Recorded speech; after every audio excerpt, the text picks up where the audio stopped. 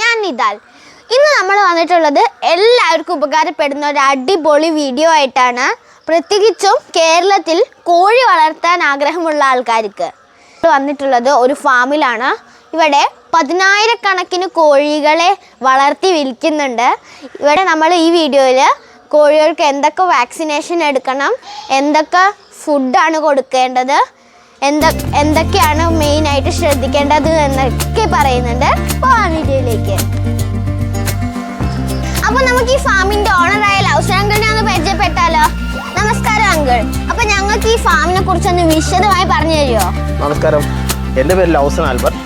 തിരുവനന്തപുരം ജില്ലയിൽ പരിശീലനമാണ് ഫാം സ്ഥിതി ചെയ്യുന്നത്. നമുക്ക് കോഴി വളർത്തലുമായി ബന്ധപ്പെട്ട എനിക്കറിയാവുന്ന കുറച്ച് കാര്യങ്ങൾ നമുക്ക് ഈ വീഡിയോയിൽ പറഞ്ഞുതരാം. പ്രത്യേകിച്ച് നിനക്ക് കോഴി വളർത്തൽ പുതുതായിട്ട് തുടങ്ങുന്നതിന് വേണ്ടിയിട്ടുള്ള എന്തൊക്കെ ചെയ്യണം എന്നുള്ള കാര്യങ്ങളൊക്കെ നമുക്ക് ഈ വീഡിയോയിൽ നോക്കാം.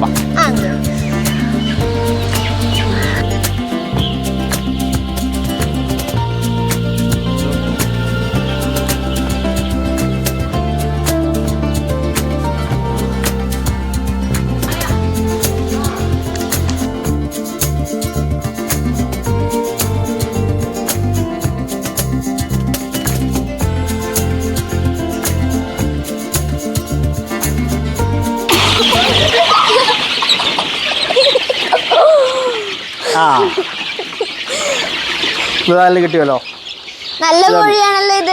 ഇത് നമ്മളെ ഇത് പിടിച്ചോ, ഇത് വെച്ചോ കേട്ടോ.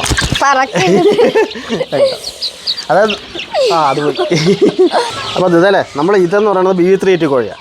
BV3 കോഴി ഇത് നമ്മൾ പ്രോപ്പറായിട്ട് വാക്സിനേഷൻ കഴിഞ്ഞ് ചുണ്ട് കരിച്ചിട്ടുള്ള കോഴികളാണ്. ഇതിപ്പോൾ നമ്മളൊരു നെക്സ്റ്റ് വീക്ക് തൊട്ട് കൊടുത്തു തുടങ്ങുന്ന ടൈപ്പ് തുടങ്ങുന്നത്. ഇത് നമ്മൾ ഇതിലപ്പോൾ ഇപ്പോൾ 700ഓളം കോഴി കുഞ്ഞുങ്ങളുണ്ട്. നമ്മൾ ഓരോ ബേച്ചും 700, 1000 അങ്ങനെ പല പല ബേച്ചുകളായിട്ടാണ് ഇടുന്നത്. ഇതിപ്പം ഈ ബേച്ചിലെന്ന് പറഞ്ഞാൽ 700 കുഞ്ഞുങ്ങളാണ്. അപ്പോൾ ഇത് അടുത്ത ആഴ്ച തൊട്ട് കൊടുത്തു തുടങ്ങുന്നതാണ്. ഈ ഇതിന് നമ്മൾ ഇത് ചുണ്ട് കണ്ടാൽ മനസ്സിലാവും, നമ്മൾ ചുണ്ട് കരിച്ചിട്ടുണ്ട്, പ്രോപ്പറായിട്ട് വാക്സിനേഷൻ കഴിഞ്ഞിട്ടുള്ളതാണ്. BV3 എന്ന് പറഞ്ഞാൽ കൂടുതൽ ഇതിൽ ചുവപ്പ് കളറ്, അത് റെഡ് വൈറ്റ് നമ്മൾ കോഴികൾ കണ്ടാൽ മനസ്സിലാവും. പിന്നെ പ്യൂർ വൈറ്റ് വരില്ല. ഇവർ പ്യൂർ വൈറ്റ് വരുമ്പോൾ അത് മെയിലാവും. കാരണം BV3 കോഴികൾ നമുക്ക് കിട്ടുന്നത് ഫുള്ള് ഫീമെയിലായിട്ടാണ് കിട്ടുന്നത്, മെയിലും ഉണ്ടാവില്ല.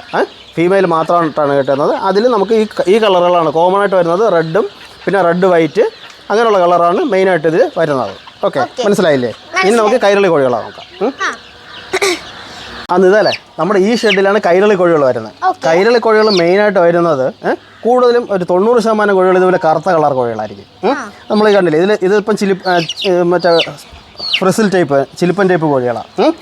ഇതെന്ന് പറയുന്നത് നേക്കനാക്ക കണ്ടോ, കഴുത്തിൽ മുടിയില്ലാത്ത ഇത് കരിങ്കോഴി ടൈപ്പ് പോലെ കറുത്ത കളർ കോഴിയാണ്, നേക്കനാക്കുമാണ്.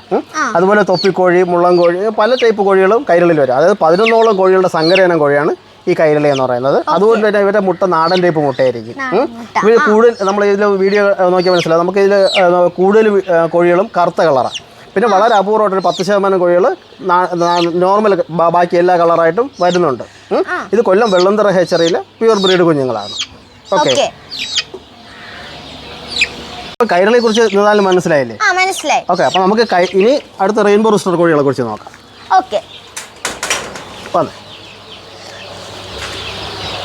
ഇതല്ലേ നമ്മളെ ആദ്യമായിട്ട് നമ്മൾ കോഴി വളർത്തൽ തുടങ്ങുന്ന ഒരാൾ, അതായത് ഇതാലിപ്പം ഇതുവരെ കോഴികളൊന്നും വളർത്തിയിട്ടില്ലല്ലോ.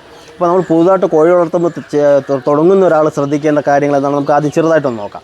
അതായത് മെയിനായിട്ട് നമ്മൾ ഈ കോഴി വളർത്തൽ തന്നെ പല മേഖലയുണ്ട്. അതായത് നമ്മൾ മുട്ടക്കോഴികളുണ്ട്, ഇറച്ചിക്കോഴികളുണ്ട്, പിന്നെ നാടൻ ഇറച്ചി കോഴികളുണ്ട്, ബ്രോയിലർ, അങ്ങനെ പല ടൈപ്പ് കോഴികൾ, പിന്നെ ഫാൻസി കോഴി. അപ്പോൾ അങ്ങനെ പല വെറൈറ്റീസ് ഉണ്ട്. അപ്പോൾ അതിൽ നമ്മൾ ആദ്യം ചൂസ് ചെയ്യേണ്ടത് നമുക്കതിൽ ഏതാണ് വളർത്തേണ്ടത്, അതിൽ നമുക്ക് ഏതാണ് ബെറ്റർ എന്നുള്ള കാര്യം നമ്മൾ ആദ്യം ഒന്ന് ചൂസ് ചെയ്യണം. നമുക്ക് അതിൽ ഒത്തിരി യൂട്യൂബ് വീഡിയോസ് ഉണ്ട്, അല്ലെങ്കിൽ അതിൻ്റെ ക്ലാസ്സുകളുണ്ട്. അപ്പോൾ അങ്ങനെ അതിനൊക്കെ നമ്മൾ നോക്കിയിട്ട് നമ്മുടെ അന്തരീക്ഷത്തിൽ നമുക്ക് ഏറ്റവും ബെറ്റർ ഏതാണെന്ന് നമ്മൾ ആദ്യം അതിലൊന്ന് ചൂസ് ചെയ്യണം. അപ്പോൾ നമുക്ക് എത്ര സ്ഥലപരിമിതിയുണ്ട്, നമുക്ക് എത്ര ബഡ്ജറ്റ് അതിൽ ചിലവാക്കാൻ പറ്റും, ഇങ്ങനെയുള്ള കുറേ കാര്യങ്ങൾ അതിനെ ബാധിക്കും. അതിനൊരു ഉദാഹരണം പറയുകയാണെങ്കിൽ നമ്മളിപ്പം മുട്ടക്കോഴി വളർത്താനുള്ള സൗകര്യമുള്ളൂ. നമുക്കൊരു 50 കോഴി വളർത്താനുള്ള സ്ഥലത്ത് നമ്മളൊരു ബ്രോയിലർ കോഴി വളർത്താൻ നോക്കിയാൽ നമുക്കത് ഒരിക്കലും വിജയമായിരിക്കില്ല. മാത്രമല്ല നമുക്ക് ചിലപ്പോൾ ബ്രോയിലർ കോഴി അതുപോലെ മാർക്കറ്റ് ചെയ്യാൻ ചിലപ്പം പറ്റിയെന്ന് വരില്ല.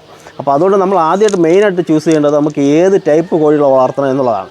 അപ്പോൾ അതിൽ നമ്മൾ ഒരു ഘട്ടം കഴിഞ്ഞ് കഴിഞ്ഞാൽ പിന്നെ ഉള്ളത് നമ്മളിപ്പോൾ സപ്പോസ് നമ്മൾ മുട്ടക്കോഴിയാണ് സെലക്ട് ചെയ്യുന്നതെങ്കിൽ മുട്ടക്കോഴിയിൽ തന്നെ പല വെറൈറ്റീസുണ്ട്. മുട്ടക്കോഴിയിൽ ആദ്യം ജസ്റ്റ് ഒന്ന് പറഞ്ഞു തരാം അതിനൊക്കെ. അപ്പോൾ അതായത് ആദ്യം നമ്മൾ മുട്ടക്കോഴിയുടെ വെറൈറ്റീസ് എന്ന് പറയുമ്പോൾ മെയിനായിട്ട് വരുന്നത് BV3 ഏറ്റവും കൂടുതൽ മുട്ട കിട്ടുന്നത്. പിന്നെ കൈരളി, ഗ്രാമശ്രീ, ഗ്രാമപ്രിയ, പിന്നെ വൈറ്റ് ലഗോൺ, അങ്ങനെ ഒത്തിരി ടൈപ്പ് കോഴികൾ നമുക്ക് മാർക്കറ്റിൽ അവൈലബിൾ ആണ്. അതുപോലെ തന്നെ ഇറച്ചിക്കോഴിയിലോട്ട് വരുമ്പോൾ നാടൻ ഇറച്ചിക്കോഴിയുണ്ട്, ബ്രോയിലറുണ്ട്.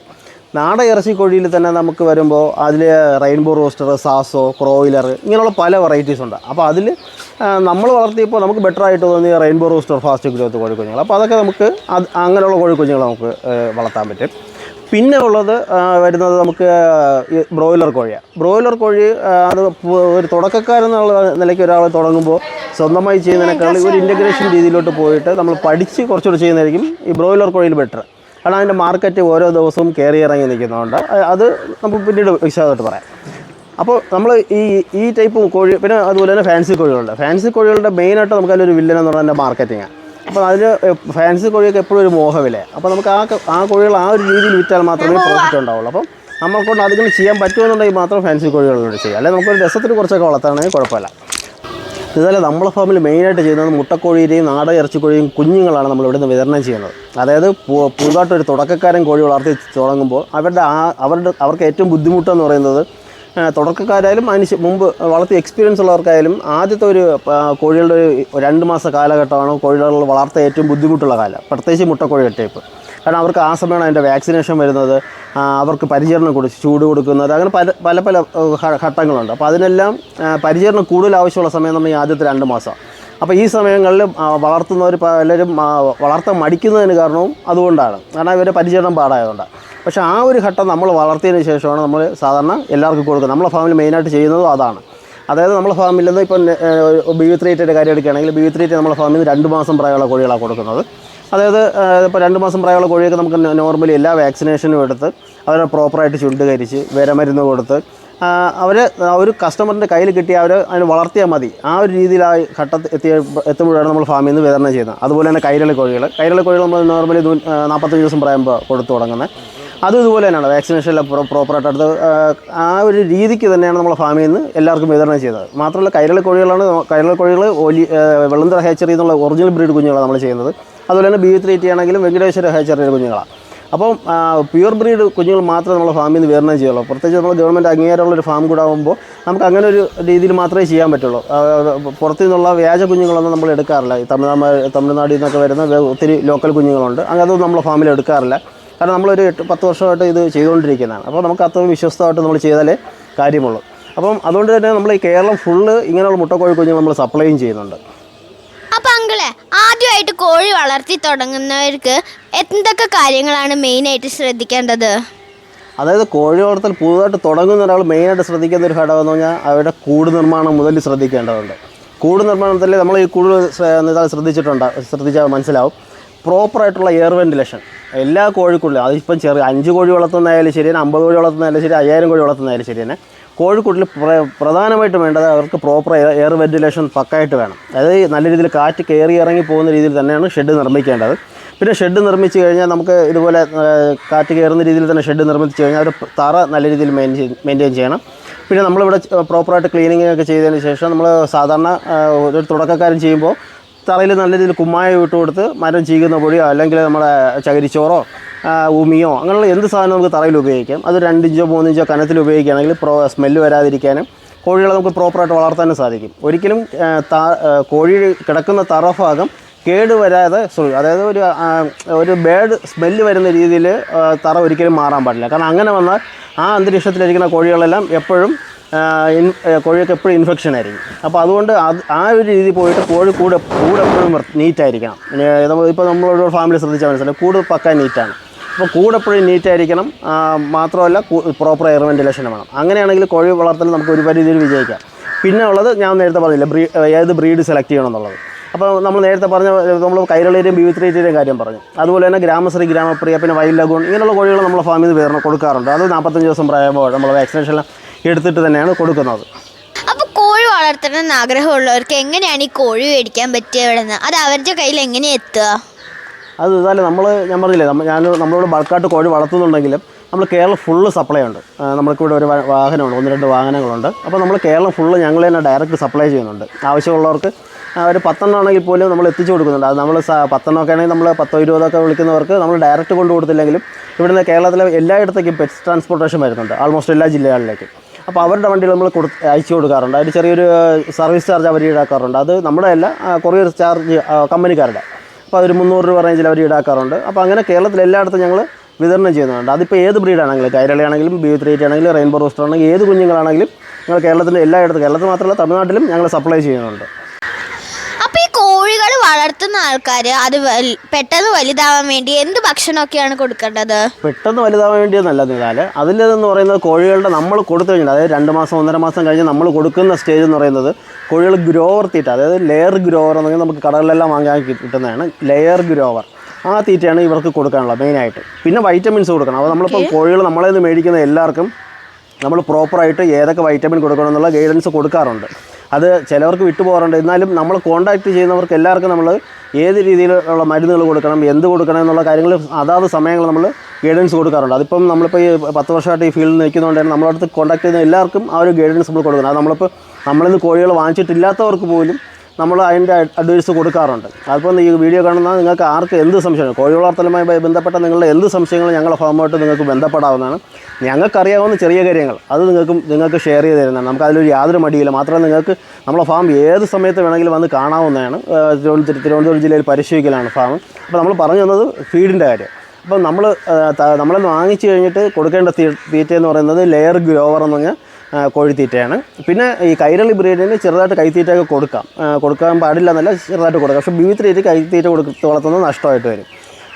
പിന്നെ ലെയർ ഗ്രോവർ കൊടുത്തു കഴിഞ്ഞിട്ട് മുട്ടയിട്ട് തുടങ്ങുന്ന സ്റ്റേജ് വരെ, അതായത് ഒരു കോഴി മുട്ടയിട്ട് തുടങ്ങുന്ന സ്റ്റേജ് വരെയും കൊടുക്കേണ്ടത് ലെയർ ഗ്രോവർ തന്നെയാണ്. അത് കഴിഞ്ഞതിന് ശേഷം, അതായത് നമ്മളതിൽ 50 കോഴി ഉണ്ടെങ്കിൽ ഒരു 25 കോഴിയെങ്കിലും മുട്ടയിട്ട് തുടങ്ങിയതിന് ശേഷം മാത്രം തീറ്റ മാറ്റുക. തീറ്റ മാറ്റുമ്പോൾ കൊടുക്കേണ്ടത് ലെയർ മാഷ് അല്ലെങ്കിൽ ലെയർ പെല്ലറ്റ്, ലെയർ മാഷോ അല്ലെങ്കിൽ ലെയർ പെല്ലറ്റോ, ഇതിലേതെങ്കിലും ഒരു തീറ്റയാണ് കൊടുക്കേണ്ടത്. അത് ഒറ്റ സ്റ്റെപ്പിൽ മാറ്റാതെ ഒരു തീറ്റ ഗ്രോവറിൻ്റെ കൂടെ ശകലച്ച മിക്സ് ചെയ്ത് കൊടുത്ത് ഒരാഴ്ചയോ 2 ആഴ്ച കൊണ്ട് പതുക്കെ മാറ്റിയെടുക്കുന്നതായിരിക്കും എപ്പോഴും ബെറ്റർ ആയിരിക്കും. അപ്പം മുട്ടയിട്ട് തുടങ്ങിയതിന് ശേഷം ആ തീറ്റ തന്നെ നമുക്ക് പിന്നെ കണ്ടിന്യൂ ചെയ്താൽ മതി. ലെയർ മാഷോ ലെയർ പെല്ലറ്റോ ഇതിൽ ഏതാണെങ്കിലും കുഴപ്പമില്ല, ആ ഫീഡ് തന്നെ പിന്നെ കണ്ടിന്യൂ ചെയ്താൽ മതിയാവും. ഓക്കെ. അപ്പം അങ്കിളേ, ഇതേ ഫുഡിൻ്റെ ക്രമം തന്നെയാണോ നമ്മൾ ഈ നാടൻ ഇറച്ചി കോഴികൾക്കും കൊടുക്കാറ്? ചില ആൾക്കാരൊക്കെ പറയാറുണ്ട് വീട്ടിൽ നിന്ന് വരുന്ന വേസ്റ്റൊക്കെയാണ് കോഴികൾക്ക് കൊടുക്കേണ്ടതെന്ന്. അപ്പോൾ അതിൻ്റെ ഗുണവും ദോഷമൊക്കെ എന്തൊക്കെയാണ്? അതായത് ഞാനിപ്പോൾ പറഞ്ഞത് ലെയർ, അതായത് മുട്ടക്കോഴിയുടെ തീറ്റക്രമമാണ് ഞാനിപ്പോൾ ആദ്യം പറഞ്ഞത്. ഇനിയുള്ളതെന്ന് പറഞ്ഞാൽ ഇറച്ചിക്കോഴി, നാടൻ ഇറച്ചിക്കോഴി എന്ന് പറഞ്ഞാൽ ഇതിൻ്റെ തീറ്റക്രമം നേരെ ഓപ്പോസിറ്റാണ്. നമ്മളതിൽ നിന്ന് വാങ്ങിച്ച് കഴിഞ്ഞിട്ട് ആ കോഴിക്ക് പിന്നെ കൊടുക്കാനുള്ളത് ലെയർ തീറ്റയല്ല, അവർക്ക് ബ്രോയിലർ തീറ്റ, ബ്രോയിലർ സ്റ്റാർട്ടർ തീറ്റയാണ് കൊടുക്കേണ്ടത്. നമ്മളിതിപ്പോൾ 1 മാസം പ്രായമുള്ള കുഞ്ഞുങ്ങളാണ് നമ്മൾ കൊടുത്തായിരുന്നത്. ആ കുഞ്ഞുങ്ങൾക്ക് പിന്നെ കൊടുക്കാനുള്ളത് ബ്രോയിലർ സ്റ്റാർട്ടർ എന്ന തീറ്റയാണ് അവർക്ക് കൊടുക്കാനുള്ളത്. ബ്രോയിലർ സ്റ്റാർട്ടർ അവർക്ക് നമ്മളിൽ നിന്ന് വാങ്ങിച്ച് കഴിഞ്ഞിട്ട് 1 മാസം കൂടെ വീണ്ടും 30 ദിവസം കൂടെ ബ്രോയിലർ സ്റ്റാർട്ടർ കൊടുക്കുക. അത് കഴിഞ്ഞതിന് ശേഷം, അപ്പോഴേക്കും കോഴിക്ക് ഒരു 1 കിലോ അടുപ്പിച്ച് ആൾമോസ്റ്റ് വെയിറ്റ് വരും. അത് കഴിഞ്ഞതിന് ശേഷം, അതായത് കറക്റ്റ് 2 മാസം സ്റ്റാർട്ടർ കൊടുക്കുക. അത് കഴിഞ്ഞിട്ടുള്ള സമയം ഫിനിഷർ കൊടുക്കുക, ബ്രോയിലർ ഫിനിഷർ കറക്റ്റ് 1 മാസം കൂടെ കൊടുത്തു കഴിയുമ്പോഴേക്കും കോഴികൾ അത്യാവശ്യം ഒരു 2.5 കിലോയ്ക്ക് മേളിൽ വെയിറ്റ് ഉണ്ടാവും. ആ കോഴികൾ 2.5 മാസം കൊണ്ട് മാത്രം, ഈ 2 മാസം കൊണ്ട് മാത്രമല്ല, നമുക്ക് കണ്ടിന്യൂസ് നിർത്തിയിരിക്കുകയാണെങ്കിൽ കൂടുതൽ വെയിറ്റ് കയറും. ഐഡിയലായിട്ട് നമുക്ക് വിൽക്കാൻ പറ്റുന്നൊരു കാലഘട്ടം എന്ന് പറയുന്നത് ഈ 2-2.5 കിലോ റേഞ്ചിലാണ്. പിന്നെ നിതാൽ ചോദിച്ചായിരുന്നു ഈ വീട്ടിലെ ഭക്ഷണങ്ങളൊക്കെ കൊടുക്കാം. അതിപ്പോൾ ബ്രോയിലറായ നമ്മുടെ നാടൻ ഇറച്ചിക്കോഴിയാണെങ്കിലും മുട്ടക്കോഴിക്കാണെങ്കിലും കൊടുക്കാം. അതിലൊരു ഗുണമെന്ന് പറയാൻ പറ്റില്ല. കാരണം നമ്മൾ എന്ത് തീറ്റ കൊടുത്താലും കോഴികൾ തിന്നും. അത് പക്ഷേ കേടില്ലാത്ത രീതിയിൽ കോഴിയൊക്കെ കൊടുത്താലേ ആ കാര്യമുള്ളൂ. നമ്മളിപ്പം വീട്ടിലെ ചോറ് നമ്മൾ വേസ്റ്റൊക്കെ കൊടുക്കുമ്പോൾ എല്ലാവരും ചെയ്യുന്നത്, ഇപ്പോൾ ഇന്നത്തെ ചോറ് ഇവിടെ വെച്ചിട്ട് നമ്മളതിന് നാളെ വൈകുന്നേരം ഉച്ചയൊക്കെ ആകുമ്പോഴേക്കും എടുത്തിട്ട് കൊടുക്കണം. അപ്പോൾ അപ്പോഴേക്കും ആൾമോസ്റ്റ് പൂപ്പലൊക്കെ കയറിയിട്ടുണ്ടാവും. ആ പൂപ്പലും കോഴിയെ ബാധിക്കുന്നതാണ്. അപ്പോൾ അത് നമ്മൾ ആദ്യം മനസ്സിലാക്കണം. അതായത് നമുക്ക് എന്ത് കഴിക്കാൻ പറ്റുമോ അങ്ങനെയുള്ള സാധനങ്ങൾ മാത്രം കോഴിക്ക് കൊടുക്കാൻ ശ്രമിക്കുക. പിന്നെ അത് കൊടുക്കുന്നതും ഈ ചോറ് ഇതുപോലുള്ള സാധനങ്ങൾ കൊടുക്കുമ്പോൾ കോഴിക്ക് വെറുതെ നെയ്യ് കയറുകയുള്ളൂ. അപ്പോൾ മുട്ടക്കോഴി ടൈപ്പ് കോഴിയൊക്കെ അത് കൊടുക്കുന്നതുകൊണ്ട് നമുക്ക് വലിയൊരു പ്രയോജനമെന്ന് പറയാൻ പറ്റില്ല. അത് നമുക്ക് പ്രത്യേകിച്ച് BF3 നമ്മൾ ചോറ് കണ്ടിന്യൂസ് കൊടുക്കുകയാണെങ്കിൽ അവർ എണ്ണം വളരെയധികം കുറയും. പക്ഷേ കൈരളിക്കൊക്കെ നമുക്ക് ഒരു പരിധി വരെ കുറേ കൊടുക്കാം, വീട്ടിലെ തീറ്റയൊക്കെ കൊടുക്കാം. പിന്നെ വേറെ ഇതിൽ ഒരു കാര്യം കൂടെ ഉള്ളത്, പല ആൾക്കാരും ആദ്യം ഒരു 5 കോഴി വാങ്ങിച്ച് വളർത്തും. 5 കോഴി വാങ്ങിച്ച് വളർത്തിയിട്ട് നമ്മളെ വീട്ടിലെ വേസ്റ്റൊക്കെ ഇട്ട് കൊടുത്തായിരിക്കും വളർത്തുന്നത്. അപ്പോൾ തോന്നും നമുക്ക് തീരെ ചിലവ് കുറവാണല്ലോ. വീണ്ടും അടുത്ത് വാങ്ങിച്ച് വിടുന്നത് ചിലപ്പോൾ ഒരു 50 കോഴിയായിരിക്കും. ഈ 50 കോഴി വാങ്ങിച്ച് വിട്ട് വളർത്തുമ്പോഴും നമ്മളെ വീട്ടിലെ വേസ്റ്റ് പഴയ അതേ ക്വാണ്ടിറ്റി തന്നെ ആയിരിക്കും ഉണ്ടാവുക. അത് വെച്ച് ഈ കോഴിയെ മാനേജ് ചെയ്യാൻ നോക്കുമ്പോഴാണ് പലർക്കും അബദ്ധം പറ്റുന്നത്. ആ കോഴികളെ നെഞ്ചുണക്ക് വരും, അവർക്ക് പ്രോപ്പറായിട്ട് പിന്നെ അവർ തീറ്റ എടുക്കാതെ വരും. അങ്ങനെയല്ല, നമ്മൾ കോഴിയൊക്കെ ആവശ്യമായി ഒരു ദിവസം ഒരു കോഴിക്ക് മിനിമം ഒരു ആവറേജ് 100 ഗ്രാം തീറ്റ കിട്ടുന്ന രീതിയിലുള്ള ഫീഡിങ് തന്നെ കൊടുക്കണം. അതിപ്പം BF3 ആണെങ്കിൽ നമ്മൾ ഫീഡ് കൊടുത്തതെങ്കിൽ നമുക്ക് ഒരിക്കലും നഷ്ടം വരില്ല. അതിൻ്റെ കണക്കുകളൊക്കെ നമുക്ക് പിന്നീട് വരുന്ന വീഡിയോകളൊക്കെ നമുക്ക് പറഞ്ഞുതരാം. അപ്പം അങ്ങനെ കണക്ക് നോക്കി കൊടുത്താൽ പോലും നമുക്ക് ഒരിക്കലും അത് നഷ്ടം വരില്ല. അപ്പം അങ്കിളേ, ഈ കോഴികൾക്ക് അസുഖങ്ങളൊന്നും വരാതെ ഇരിക്കാൻ വേണ്ടി നമ്മൾ എന്തൊക്കെ മരുന്നുകളാണ് കൊടുക്കേണ്ടത്? മരുന്നുകളെന്നല്ലത് ഇതാലേ, അതായത് നമ്മുടെ ഫാമിൽ നിന്ന് വിതരണം ചെയ്യുന്ന കോഴിയൊക്കെല്ലാം പ്രോപ്പറായിട്ട് വാക്സിനേഷൻ എടുത്തിട്ടാണ് കൊടുക്കുന്നത്. അതിൽ ഞാൻ ആദ്യം പറഞ്ഞില്ലേ, കോഴികളെ വളർത്തുന്ന അന്തരീക്ഷം മുതൽ നമ്മൾ നോക്കി തന്നെ വളർത്തണം. നമ്മൾ പല ഫാമുകളിൽ നിന്ന് കോഴി വാങ്ങിക്കുമ്പോൾ, പല ഫാമുകളിൽ നിന്ന് ഷെഡുകളിൽ നിന്ന് കോഴി വാങ്ങിക്കുമ്പോൾ ഇതായാലും ഒരു കാര്യം ഇനി ശ്രദ്ധിച്ചാൽ നമ്മളെ ഫാമിൽ ഇവിടെ വന്നപ്പോൾ സ്മെല്ല് എന്തെങ്കിലും ഉണ്ടാവും. ഒരു സ്മെല്ല് കുറവാണ് ഉണ്ടായിരുന്നില്ല. അതെ. അപ്പോൾ അതായത് ഇവിടെ സ്മെല്ല് കുറവാണ്. അപ്പം പ്രോപ്പറായിട്ട് എയർ സർക്കുലേഷനുള്ള നല്ലൊരു ഷെഡുണ്ട് നമുക്ക്. അപ്പോൾ അതുകൊണ്ട് തന്നെ കോഴിയൊക്കെ പകുതി അസുഖങ്ങൾ അതിൽ നമുക്ക് കൺട്രോൾ ചെയ്യാൻ പറ്റും. പിന്നെ മാത്രമല്ല, നമ്മൾ പ്രോപ്പറായിട്ടുള്ള വാക്സിനേഷൻ, നമ്മൾ 7ാമത്തെ ദിവസം മുതലുള്ള വാക്സിനേഷൻ എല്ലാം കറക്റ്റ്, അതായത് ലെസോട്ട, IBD എന്നിവയുടെ മെയിൻ ഡോസ്, അതിൻ്റെ ബൂസ്റ്റർ ഡോസ്, പിന്നെ BV3 ആണെങ്കിൽ വിരമരുന്ന്, പിന്നെ R2B വാക്സിൻ, പിന്നെ അവർക്ക് BV3 നമ്മൾ കൊടുക്കുമ്പോൾ പ്രോപ്പറായിട്ട് ചുണ്ട് കരിച്ച്, അത് ചുണ്ട് കരിക്കുന്നതിന് പല ഇതുണ്ട്. നമ്മൾ നോർമൽ കത്തിയൊന്നും വെച്ചല്ല കട്ട് ചെയ്യണം, നമ്മൾ അതിൻ്റെ മെഷീൻസ് ഉണ്ട്. അപ്പോൾ അങ്ങനെ പ്രോപ്പറായിട്ടുള്ള രീതിയിൽ ചെയ്ത് തന്നെയാണ് നമ്മൾ എല്ലാ ആൾക്കാർക്കും വിതരണം ചെയ്യുന്നത്. അതുകൊണ്ട് തന്നെ നമ്മൾ ഈ ഇത്രയും വർഷമായിട്ട് ചെയ്യുന്നുണ്ടെങ്കിൽ നമുക്ക് കംപ്ലയിൻറ്റ്സ് വളരെ കുറവാണ്. കംപ്ലയിൻറ്റ്സ് ഇല്ല എന്നല്ല, വന്നിട്ടുണ്ട്. അത് 1-2 വന്നിട്ടുള്ളതെന്ന് പറഞ്ഞാൽ അവർ വളർത്തുന്ന രീതികൾ കൊണ്ടുള്ള, അതായത് ഇപ്പോൾ പ്രോപ്പറായിട്ട് വൃത്തിയാക്കി വളർത്താത്തതോ അല്ലെങ്കിൽ പഴകിയ തീറ്റ കൊടുക്കുന്നതുകൊണ്ട് അങ്ങനെയൊക്കെ 1-2 കംപ്ലയിൻറ്റുകൾ വന്നിട്ടുള്ളതല്ലാതെ, കാരണം നമ്മൾ തെറ്റുകൾ മറച്ചു വയ്ക്കാൻ പാടില്ല. നമുക്ക് ഏറ്റവും കൂടുതൽ നമുക്ക് പ്രശ്നങ്ങൾ വന്നിട്ടുള്ളത് ഈ ആൾക്കാർ തീറ്റ വാങ്ങിച്ചു കൊടുക്കുന്നതിൽ പറ്റുന്നതാണ്. കാരണം എല്ലാ കടകളിലും കോഴിത്തീറ്റ എന്ന് പറഞ്ഞാൽ ലോക്കൽ കടകളിൽ കിട്ടുമ്പോൾ അവർ വാങ്ങിക്കുന്നതിൻ്റെ ഒരു കുഴപ്പം, ഈ ഗ്രോർ എന്ന് പറഞ്ഞുകൊണ്ട് വാങ്ങിക്കുന്നത് അവർക്ക് മിക്കവാറും കിട്ടുന്ന സ്റ്റാൾ പെല്ലറ്റ് എന്ന തീറ്റ. അപ്പോൾ ഈ സ്റ്റാൾ പെല്ലറ്റ് എന്ന് പറഞ്ഞ തീറ്റ കടക്കാർ അവർക്ക് ലാഭത്തിൽ കിട്ടുന്ന സാധനമാണ്. അവർ 30-35 രൂപ വാങ്ങിച്ച് കസ്റ്റമറിന് കൊടുക്കുമ്പോൾ ആ തീറ്റ എന്ന് പറഞ്ഞാൽ ബ്രോയിലർ കോഴിക്ക് കടയിൽ വെയിറ്റ് കയറാൻ വേണ്ടിയിട്ട് കൊടുക്കുന്ന തീറ്റ. അപ്പോൾ ആ തീറ്റ ഈ നമ്മുടെ മുട്ടക്കോഴിക്ക് കൊടുക്കുമ്പോൾ അതിൻ്റെ മുട്ടയുടെ എണ്ണത്തെ ബാധിക്കാറുണ്ട്, കോഴിയുടെ വളർച്ചയെ ബാധിക്കാറുണ്ട്. കാരണം അത് കൂടുതലും കല്ലും മണ്ണും ഒക്കെ അതിൻ്റെ കണ്ടൻറ്റ് വരുന്നതാണ്. അപ്പോൾ അങ്ങനെയുള്ള ഘട്ടങ്ങളിലൊക്കെ അങ്ങനെ നമുക്ക് കുറേ പണികൾ കിട്ടിയിട്ടുണ്ട്. കാരണം നമുക്ക് ഇപ്പോൾ എല്ലായിടത്തും കസ്റ്റമറിന് തീറ്റ നമുക്ക് സപ്ലൈ ചെയ്യാൻ പറ്റില്ല. കാരണം കേരളം ഫുള്ള് നമ്മൾ സപ്ലൈ ചെയ്യുന്നതുകൊണ്ട് തന്നെ തീറ്റ നമുക്ക് പ്രോപ്പറായിട്ട് സപ്ലൈ ചെയ്യാൻ പറ്റും, നമുക്ക് അതിൻ്റെ ഗൈഡൻസ് കൊടുക്കാനേ പറ്റുള്ളൂ. അപ്പോൾ അത് പക്ഷേ ചില കടക്കാർ അത് മുതലാക്കുന്ന കാരണം അങ്ങനെ നമുക്ക് 1-2 കസ്റ്റമറിൻ്റെ അടുത്ത് നമുക്ക് പ്രശ്നങ്ങളുണ്ടായിട്ടുണ്ട്. അപ്പം അങ്കിളെ, ലാസ്റ്റായിട്ട് ഞാൻ ഒരു ക്വസ്റ്റ്യനും കൂടെ ചോദിക്കുകയാണ്. അപ്പോൾ ഒരാൾ പുതുതായി കോഴികൾ മേടിക്കുകയാണെങ്കിൽ അവരതൊരു വരുമാന മാർഗമായി കാണുന്നതെങ്കിൽ ഏത് കോഴീനെ വാങ്ങാനാണ് അങ്കിൾ പറയുക? അതായത് ഇതാ ലെവലിൽ 2-3 കാര്യങ്ങളുണ്ട്. ഒന്ന്, നമുക്കിവിടെ നമ്മുടെ ഫാമിൽ ഏകദേശം എല്ലാ ഐറ്റം കേരളത്തിലിപ്പോൾ ലഭ്യമാവുന്ന കോമൺ ആയിട്ടുള്ള ഏകദേശം എല്ലാ ഐറ്റം കോഴികളും നമ്മുടെ ഫാമിൽ ലഭ്യമാണ്. അതുകൊണ്ട് നമുക്ക് ഇന്ന കോഴി എന്ന് നമുക്ക് പ്രൊമോട്ട് ചെയ്യേണ്ട കാര്യമില്ല. അതുകൊണ്ട് നമുക്ക് കറക്റ്റായിട്ട് നമ്മൾ പറയുകയാണെങ്കിൽ നമുക്കതിൽ BV380യും കൈരളിയും, ഈ 2 ബ്രീഡാണ് മുട്ടയ്ക്ക് വേണ്ടി വളർത്തുന്നതിൽ നമ്മൾ ഇപ്പം കൊടുത്തിട്ടുള്ളതിൽ ഏറ്റവും ബെറ്ററായിട്ട് നമുക്ക് ഫീൽ ചെയ്തിട്ടുള്ളത്. കാരണം ഗ്രാമശ്രീ, ഗ്രാമപ്രിയ കോഴികളൊക്കെ മുട്ട എണ്ണം കുറവാണ്, തീറ്റ കൂടുതലാണ്. അപ്പോൾ അതുകൊണ്ട് അത് നമുക്ക് വാണിജ്യാടിസ്ഥാനത്തിൽ വരുമ്പോൾ അത് നഷ്ടമായിട്ട് വരുന്നുണ്ട്. അതുപോലെ തന്നെ വൈറ്റ് ലോഗോൻ്റെ മുട്ട വരുമ്പോൾ വൈറ്റ് കളർ മുട്ട കയറുന്നത് കൊണ്ട് തന്നെ അവരുടെ മുട്ടയും അതും മാർക്കറ്റിംഗ് അല്പം പ്രശ്നമാണ്. പിന്നെ അതുകൊണ്ട് തന്നെ മാർക്കറ്റിങ്ങിൽ നമുക്ക് ബെറ്ററായിട്ടുള്ളത്, മുട്ട മാർക്കറ്റിംഗ് ചെയ്യുമ്പോൾ നമുക്ക് ഏറ്റവും ബെറ്ററായിട്ടുള്ളത് കൈരളി അല്ലെങ്കിൽ BV380. അതിൽ രണ്ടിലും ഓരോ കാര്യങ്ങളുണ്ട്. കൈരളി ബ്രീഡ് വരുമ്പോൾ അവരുടെ മുട്ട ചെറിയ ടൈപ്പ്, നാടൻ ടൈപ്പ് ചെറിയ മുട്ടയാണ്. അപ്പോൾ നാടൻ കോഴി മുട്ട, അതായത് പ്യുവർ നാടൻ മുട്ട ഒരു 8 രൂപയ്ക്ക് മേളിൽ കിട്ടുന്ന ഏരിയ ഉണ്ട്. അപ്പോൾ അതായത് കേരളത്തിലെ ഓരോ ഏരിയയിലും ഓരോ മുട്ടയ്ക്ക് ഓരോരോ വിലയാണ്. അപ്പം നാടൻ കോഴിമുട്ട ഒരു 8 രൂപയ്ക്ക് മേളിൽ വിൽക്കാൻ പറ്റുന്ന സ്ഥലങ്ങളിലുള്ളവർക്ക് കൈരളി കോഴി ലാഭമാണ്. മാത്രമല്ല അവർക്ക് കൈത്തീറ്റയും കൂടെ കൊടുക്കാൻ പറ്റിയാൽ കുറച്ചുകൂടെ പ്രോഫിറ്റാണ്. അതിൽ കൈത്തീറ്റ എന്ന് പറയുമ്പോൾ നമുക്ക് ചോറ് വേസ്റ്റ് അങ്ങനെയുള്ള മാത്രം തന്നെ നടക്കണമെന്നില്ല, നമുക്ക് സോൾജിയർ ഫ്രൈഡ് ലാർവയുണ്ടല്ലോ, അതൊക്കെ നമുക്ക് ഉപയോഗിക്കാം. അപ്പോൾ അങ്ങനെ കൈത്തീറ്റ കൂടുതൽ കൊടുക്കാൻ പറ്റുന്നവർക്ക്, നാടൻ മുട്ട മാർക്കറ്റ് ചെയ്യാൻ പറ്റുന്നവർക്കും കൈരളി ലാഭകരമാണ്. പിന്നെ BV380 എന്ന് പറയുമ്പോൾ നമുക്ക് 5-10 കോഴി വളർത്തിയാൽ പോലും അത് വേറൊരു ലാഭമാണ്. കാരണം ഇവരുടെ തീറ്റക്രമം BV380 മാക്സിമം ഒരു ദിവസം 100-110 ഗ്രാം തീറ്റയാണ് അവർക്ക് കൊടുക്കേണ്ടത്. പക്ഷേ പല ആൾക്കാർക്കും പറ്റുന്നത് അവർ 150-200 ഗ്രാം തീറ്റ BV380 കൊടുക്കണം. അവർക്ക് തിന്നാൻ കൊടുക്കുന്നവരെ ഒരു കഴിക്കും. അവർക്ക് പ്രോപ്പറായിട്ട് വാക്സിനേഷൻ എടുത്ത് വിരമരുന്ന് കൊടുത്ത കോഴിക്കുഞ്ഞുങ്ങൾക്ക് ഒരു 110 ഗ്രാം തീറ്റ വെച്ച് ഡെയിലി കൊടുത്താൽ മതിയാവും. ആ തീറ്റ ക്രമത്തിൽ നമ്മൾ വളർത്തുകയാണെങ്കിൽ ഒരു BV380 മുട്ട നമുക്ക് ആവറേജ് ഒരു 7-8 രൂപ നമുക്ക് നോർമൽ ഇപ്പോൾ മാർക്കറ്റിൽ വിൽക്കാൻ പറ്റുന്നുണ്ട് എല്ലാ ഏരിയയിലും.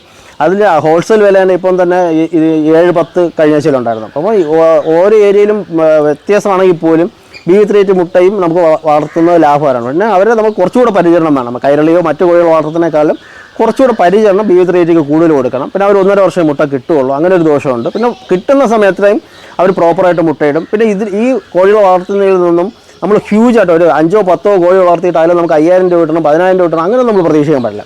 നമ്മൾ വളർത്തുമ്പോൾ അതായത് മിനിമം ഒരു ഫാമിലി കഴിയണ ഒരു 500-ന് മേളിലൊരു കോഴി വളർത്തുന്ന ഒരു ഫാമിലി ആണെങ്കിൽ, അത് 500 ബീഫ് റേറ്റ് വളർത്തുന്ന ഒരു ഫാമിലി ആണെങ്കിൽ അവർക്ക് ഒരു കുടുംബം കഴിയാനുള്ള വരുമാനം അതിൽ നിന്ന് ഉറപ്പായിട്ട് കിട്ടിയിരിക്കും. എന്ന് പറഞ്ഞിട്ട് അത് ഒരു വലിയ ഹ്യൂജ് എമൗണ്ട് ഒന്നല്ല, ഒരു കുടുംബത്തിന് മാന്യമായിട്ട് ഒരു 10-30,000 മാസം എടുക്കാൻ കണക്കിനുള്ളൊരു വരുമാനം പ്രോപ്പറായിട്ട് അതിൽ നിന്ന് കിട്ടിയിരിക്കും. അത് 100% ഗ്യാരണ്ടിയാണ്. പിന്നെ അതുപോലെ നമുക്ക് ഈ വീഡിയോ ഇപ്പം നമുക്ക് ആവശ്യമുള്ള കാര്യങ്ങളൊക്കെ ഞാൻ പറഞ്ഞു എന്ന് തോന്നുന്നു. അപ്പം ഇതിൽ എനിക്ക് പ്രധാനമായിട്ടും ഈ വീഡിയോ കാണുന്നവർക്കും അടുത്തും നിദാലിൻ്റെ അടുത്തും എനിക്ക് പ്രധാനമായിട്ടും പറയാനുള്ളത്, നമ്മൾ ഒലീവിയ ഫാം നിങ്ങൾക്ക് ഏത് സമയം വേണമെങ്കിലും വന്ന് കാണാം. നമ്മുടെ ഫാമിലുള്ള എല്ലാ കുഞ്ഞുങ്ങളെക്കുറിച്ച് എന്ത് സംശയം ഉണ്ടെങ്കിലും, നമ്മളെ ഫാമിനെക്കുറിച്ചോ അല്ലെങ്കിൽ നിങ്ങൾ പുതുതായിട്ട് തുടങ്ങുന്നതിനെക്കുറിച്ചാണെങ്കിൽ, നിങ്ങളെ കോഴി വളർത്തലുമായി ബന്ധപ്പെട്ട ഏതൊരു സംശയത്തിനും ഏത് സമയത്തും നമ്മളെ വിളിക്കാവുന്നതാണ്. നമുക്കറിയാവുന്ന കാര്യങ്ങൾ നമ്മൾ പറഞ്ഞു തരും. പിന്നെ ചില സമയങ്ങളിൽ ബിസി ആയിരിക്കുന്ന സമയങ്ങളിൽ മാത്രം ഫോൺ എടുക്കാതൊക്കെ വരുന്നുള്ളൂ. അപ്പോൾ അങ്ങനെയുള്ള സമയങ്ങളിൽ മാറി ഞാൻ വിളിക്കാറുണ്ട്, വിളിച്ച് സംസാരിക്കാറുണ്ട്. അഥവാ അങ്ങനെ ആരെങ്കിലും വിട്ടുപോയിട്ടുണ്ടെങ്കിൽ ദയവായി ക്ഷമിക്കുക. അപ്പോൾ എല്ലാവർക്കും ഈ ഫാമൊക്കെ ഇഷ്ടപ്പെട്ടല്ലോ. അപ്പോൾ ഈ അങ്കിള് നമുക്ക് എല്ലാ കാര്യവും വളരെ വിശദമായിട്ട് പറഞ്ഞു തന്നു. എല്ലാതും വളരെ നന്നായി പറഞ്ഞു തന്നതിന് താങ്ക് യു അങ്കിൾ.